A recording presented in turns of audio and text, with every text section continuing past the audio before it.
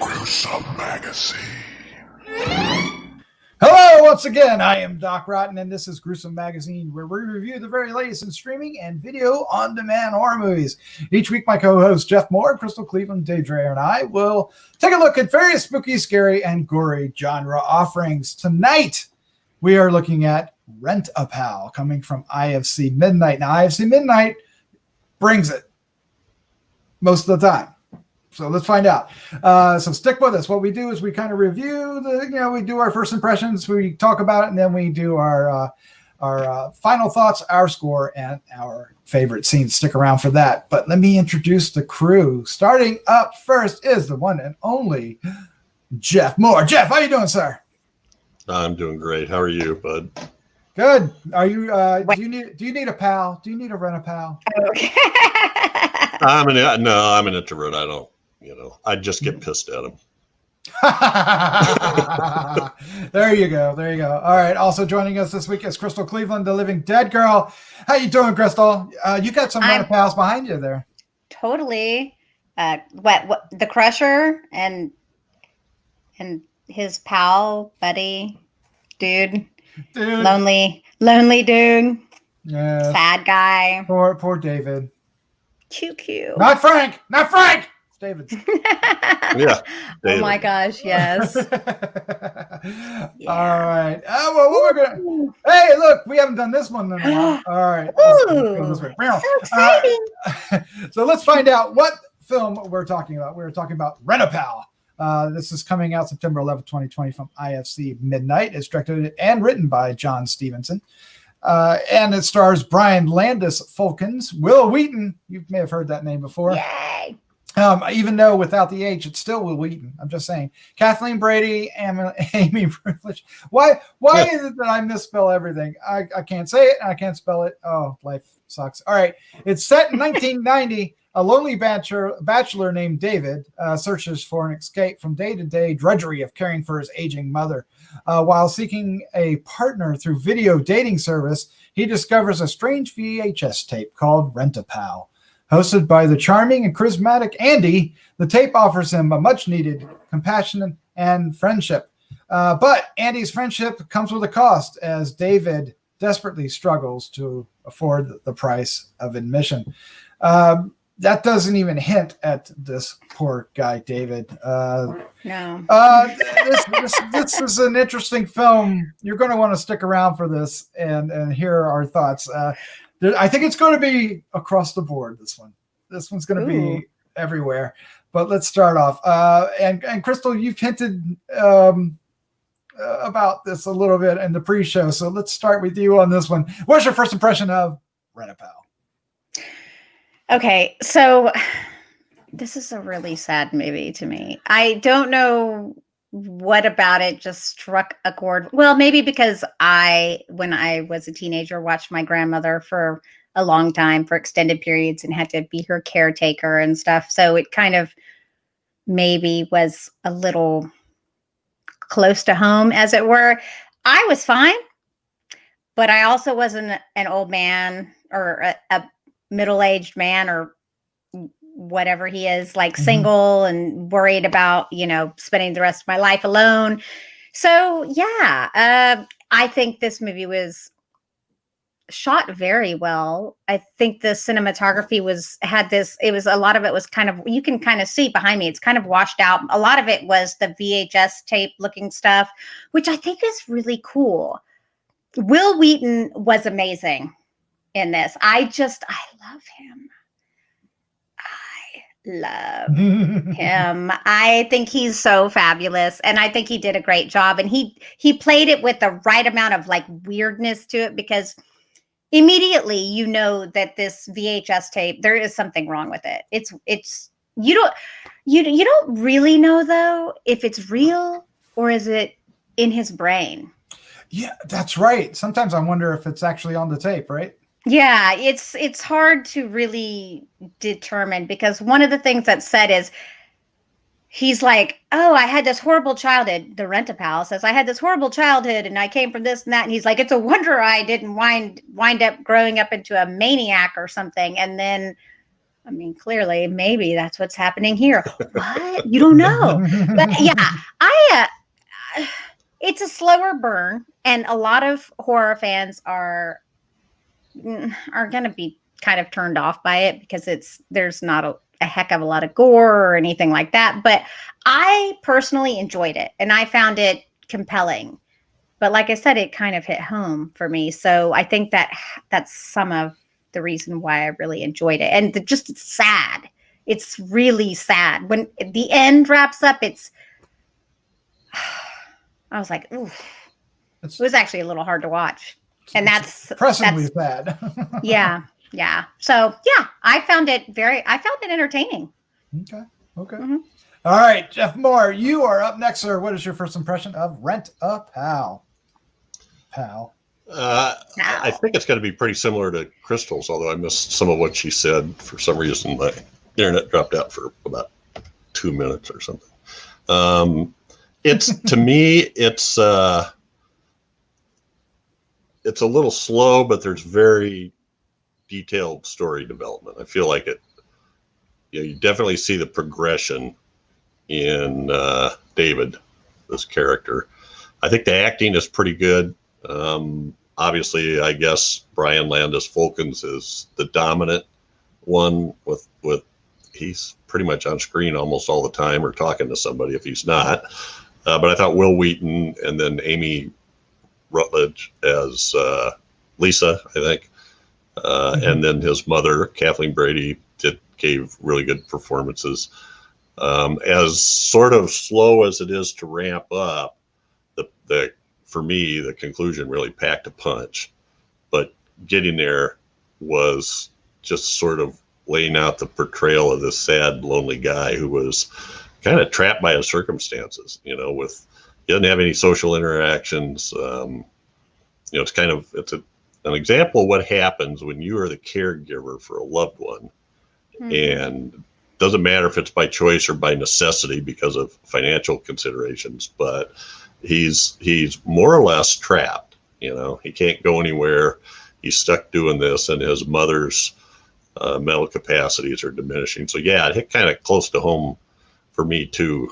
And I thought he was kind of a saint there for a while, although he was a little sharp trying to remind him that she wasn't Frank. He wasn't Frank. He was David, but I don't know. At a point, that can become annoying, though, right? I mean, you can kind of understand it all. I can. And also, and I think that's where we get to some of where he starts to slide more into insanity. I don't know if I'm not giving too much away, but you're not giving anything away. That's the point. I think that's pretty. Yeah, that's the whole point of the movie. So, when he yells at his mom and tells him his dad is dead, and that's one of those things. It's kind of like at least for me in my situation, it's a lot easier for everybody to just let him go with whatever they're thinking. Because otherwise they have to relive that death over and over again. So that may not seem that way to normally, but to me that was a really cruel thing to do to her. Well, that particular scene you're talking about holds so much weight to it. That's right. That's an important step in this movie as far as progressing the conflict that's under the surface for most of it, bringing it to the surface. Yeah, but I think he does a good job. I mean, he goes the range from being this sort of meek, lonely, not very social guy through where he ends up at the end. Yeah, can you imagine actually doing a dating service like that with video where you have to you got to take the video home and watch it? Back in the day, yeah. Like, man. Is that real? Did they really do that, though? I don't know. I don't think so. I mean, but maybe they did. I think they did. Yeah, it just wow. I guess the internet's ruined us all. Totally. Oh man, back in the day it was just you have to go pick up the videotape and watch. And it then I love that he had to pay right. for it too. He had That's to pay true. for the individual tape, which is even better to me. Yeah. I was like, she's like, ahem. Yes. Many. I didn't enjoy this movie. This okay. movie was a slog. It was a little difficult to get through. I didn't like the characters. Well, you're not supposed to, but so I wasn't invested, and I didn't relate to it. It's not that I didn't understand. That's what it is. Yeah. I didn't understand. It's not that I didn't understand what they were trying to go for. It's fairly obvious and told in an interesting way. The acting's fine. I even though as much as I liked Wil Wheaton as what was it, Andy? I was over watching that guy on the TV. I was like, come on, but that's the point of it, And it's like, so I didn't enjoy that. This movie just rubbed me the wrong way throughout, and I couldn't wait for it to be done. I really did not enjoy this film. Wow. Ooh. Yeah. But I think the difference is whether or not you relate to the story itself, going on. And for me, it was just, it felt like a padded out short story. It was like, I can see that. Let's get this going. The ending, I don't think the payoff was all that great. I mean, it was a realistic, a more sort of realistic ending, I think. I think maybe you were expecting more. I was expecting a little bit more madness, maybe, and the madness is very restrained, and it does have some disturbing implications and sequences in it, but at the same time, I just didn't connect with these characters. I didn't care, and I didn't believe those. Some of the circumstances that came up just didn't ring true. And the setting being in 1990 and everything kind of put me off a little bit. Although I thought it was actually in the 80s, but I guess 90 makes more sense. The whole movie rubbed me the wrong way from the get-go. I kind of feel like most horror fans are going to feel the same. Yeah, I could see that. And that's what I was saying. I think I definitely don't think it's for everyone. But see, I think Jeff and I relate to it. And so that makes sense to me, as kind of former caregiver, it's. Well, I want to make sure to correct that because I have not been a caregiver of a. My mom is in a long-term care facility. So, but I do know what it's like to go visit her and see her mentally going, and even being with them for, an hour or a few times a week is hard. So the people that take care of them, it just amazes me. So the woman Lisa seemed like she was the type of person that really enjoys that.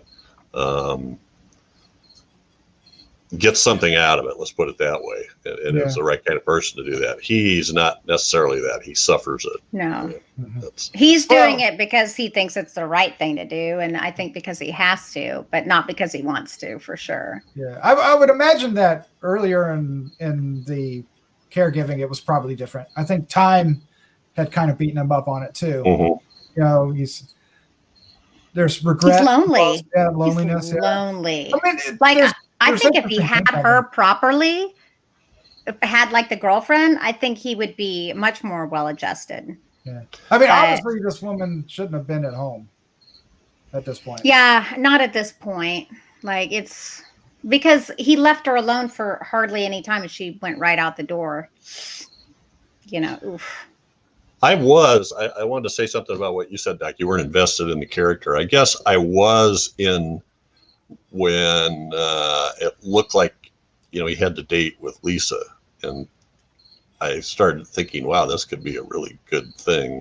That part I was invested in. Yeah. Until he How stupid was he, right? Oh, it made me so mad. He made me so mad. So mad. He's like, oh, cancel your date. Are you crazy, dude? Oof. That part, I think, securities, but yeah. Well, and I think you brought it up, Crystal. I think some of it can be I think some of it was on the tape, but I think some of it was imagined too, because that was a very specific thing to say that I don't think was on the tape. No, I don't think that was on the tape. I think at that time the madness had set in. But didn't you wonder how many lines Wil Wheaton actually had? I mean, we see him a lot, but a lot of it is just the same thing over and over. Well, but he says it a little bit differently too. It does feel that way. I don't know if it did, but it did feel that way. So back to the relationship real quick. See, I thought I didn't buy into the relationship. I enjoyed the meeting and that it was actually turning out good for him, but the relationship itself didn't go anywhere enough to, by the time what you're talking about happens, have any meaning. It just didn't. It jumped straight from them at the bowling alley to him doing, that's his next step, and it didn't have enough build to make it any consequence or anything. It was just like, it was. I'm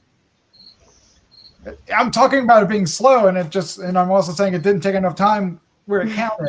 Yeah. So for me, that makes sense, though. I could see that. Like you wanted to see more of the build of their relationship, him and the girl. Yeah. Yeah, because I could see that. But she certainly, I didn't buy that she would ever come back. She would just. Yeah, I was about to say she seemed remarkably invested in someone who,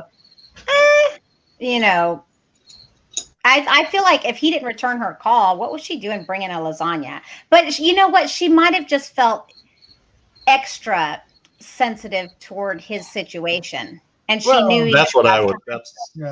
And she certainly had the I want to take care of somebody syndrome. Yes, a very passionate person. Yeah, yeah, and he was definitely somebody that she could take care of. Definitely. Yeah. So I think she was a little there too, but I mean, their first meeting is awkward and funny, and the way she hobbles down the sidewalk, it just kind of, I believe that they would meet up and they actually would get along, but then I don't believe, I didn't get the rest of the relationship after that.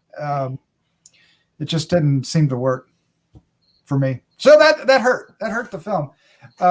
There are moments that I did enjoy. There's a moment that's at the top of the steps with two characters that I thought was incredibly Norman Bates creepy. And his character is kind of a Norman Bates in a way, right? Where not in the fact that he is acting out, but as his mom, but the relationship between his mom has such an impact on his mental state that it's similar, right?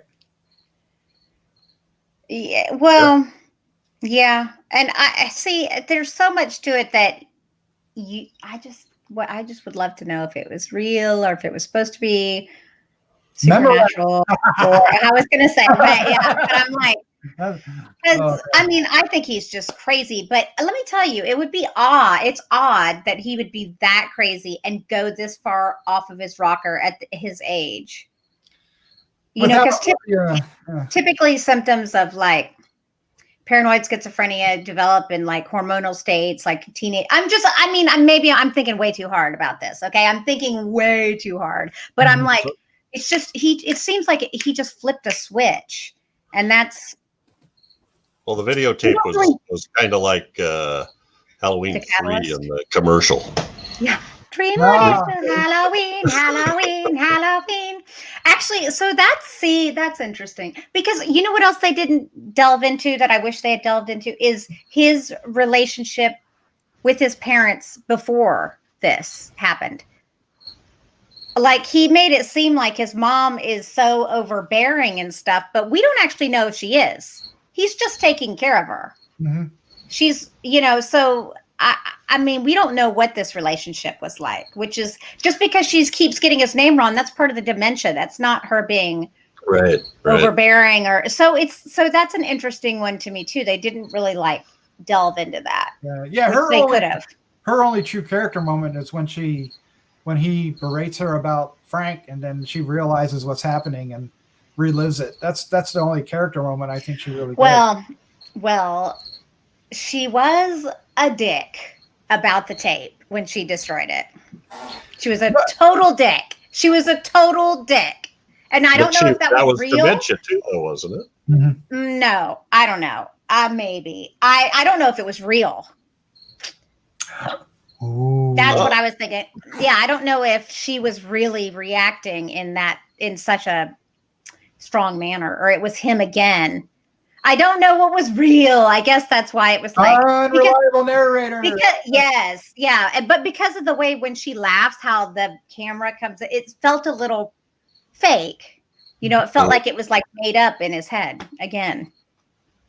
I don't know. It could be because she seemed like a sweet lady overall. You know, I don't know. That's why it was so sad to me, I think.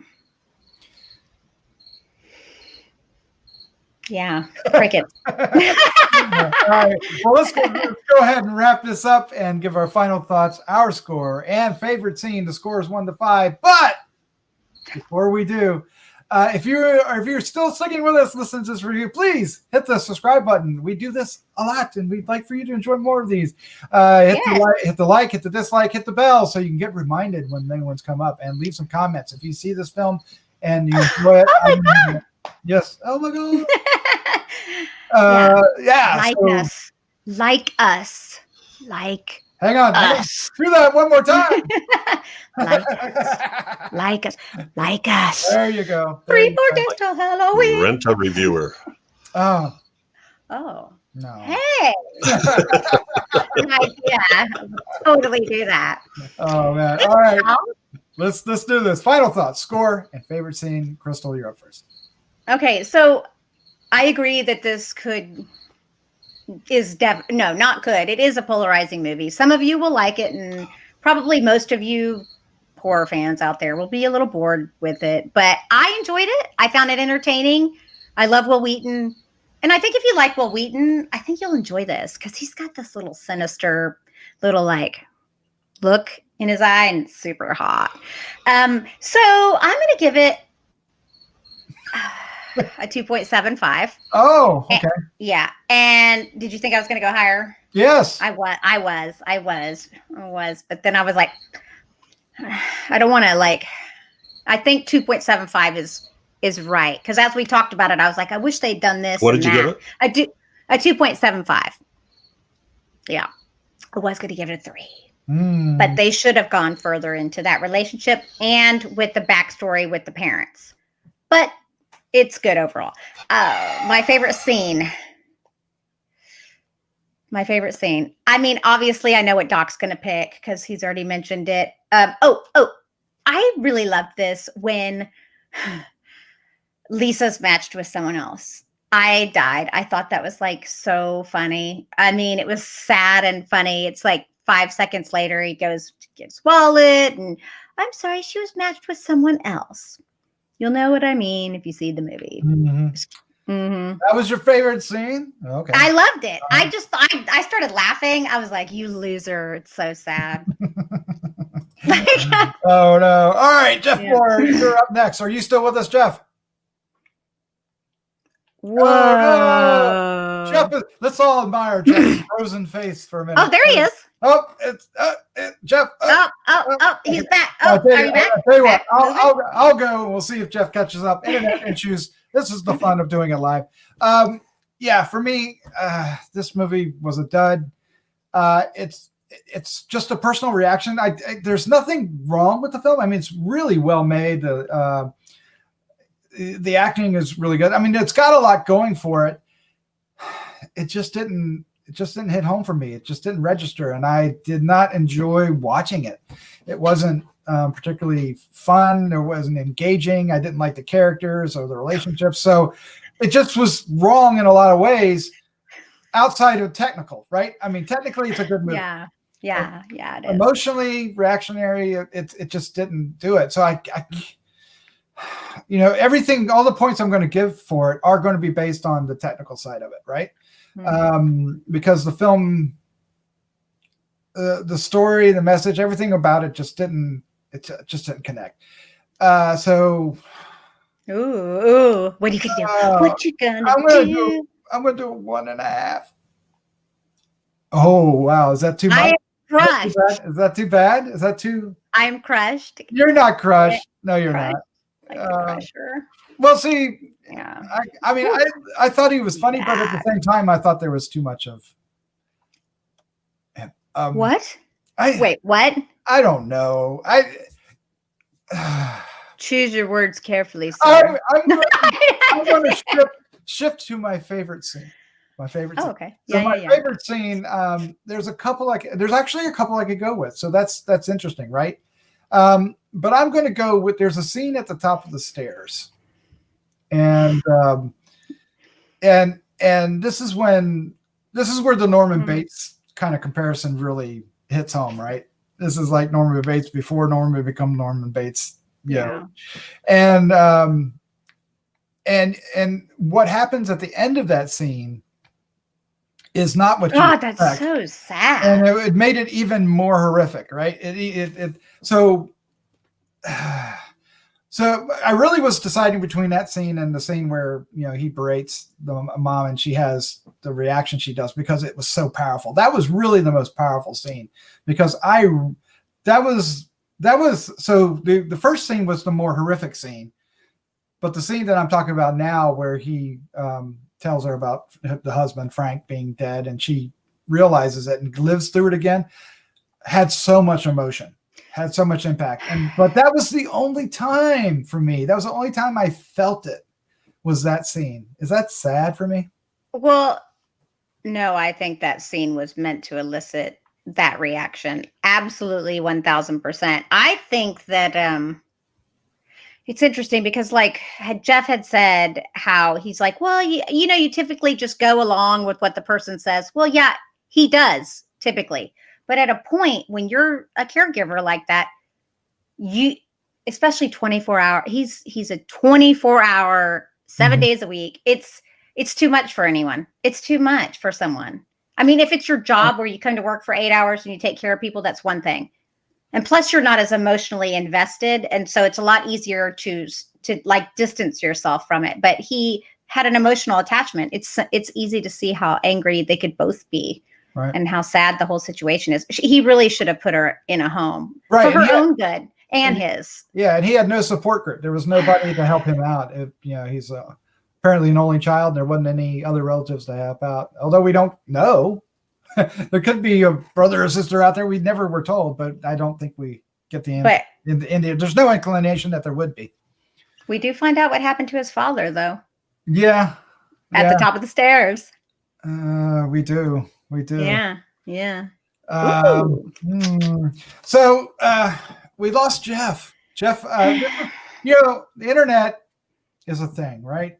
We love it, and then it bites us in the ass. Just right. So unfortunately, we're not going to get Jeff's final thoughts on a score in his favorite scene because I could probably tell you his final thoughts were he liked it. And it was artsy fartsy, and it was his type of movie. He never used that word. And he would probably give it. He's going to give it a 3.25. Okay. 3.25. And his favorite scene. Is he back? He's back. Okay.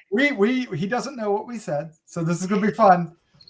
Hi, Jeff. Okay, hi. Not fair. It's your turn. We were just getting ready to actually leave, and we were guessing what you had thought. So now we get to find out. So, sir, what is your quickly while your internet's working?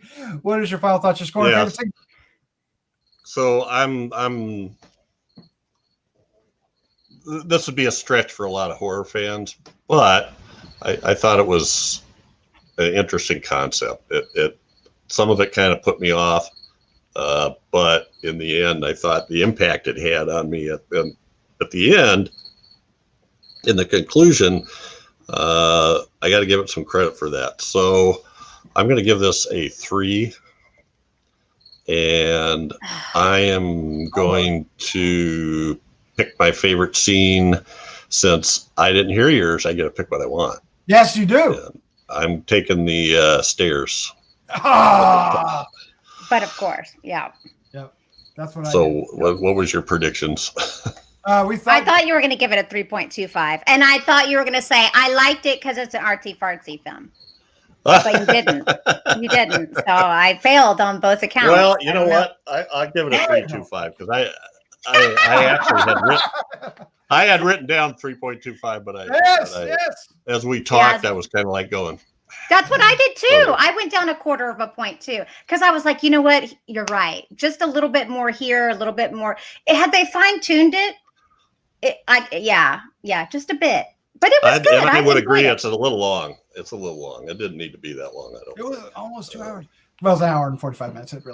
That's fair enough. But all right, so there you go. That's our review for Rent a Pal coming from IFC this Friday on the 11th of September 2020. So check it out and let us know what you think of it. And support IFC. Yes. IFC. They're awesome. They're amazing. Really good content, and we thank them for allowing us to watch the film. So, but talking about that, Jeff, Crystal, thank you for joining me. Thanks for having us. Thank you. This was a great conversation. All right, let's say goodnight. Good night. Good night.